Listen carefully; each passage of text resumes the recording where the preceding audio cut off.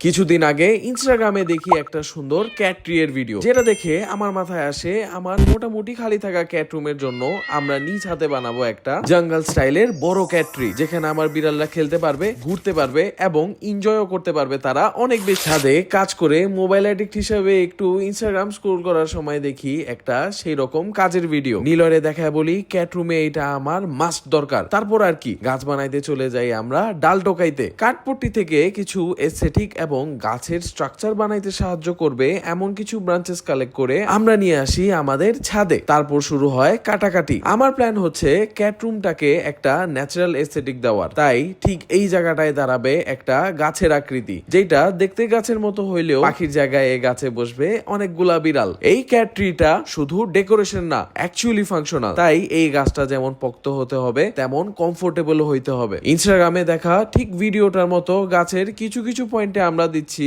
তাদের জন্য কিছু প্ল্যাটফর্ম। ক্যাট রুমে এমন কনস্ট্রাকশন লাগানোর জন্য আমার বিড়াল অফিসিয়ালসদের দিতে হচ্ছে একটা বড় সড়ো ঘুষ। প্রিমিয়াম বাফেট ছাড়া তারা মানবে না। তাই ওয়াম্পি এর 3 রকম পাউচ দিচ্ছি তাদের ম্যানুপুলেট করার জন্য। একটা হচ্ছে চিকেন অ্যান্ড ডাকের স্টিউ, তারপর আমার বিড়ালদের সবচেয়ে ফেভারিট চিকেন অ্যান্ড ক্র্যাবের রিয়েল মিট এবং তাদের daily food chicken meat broth.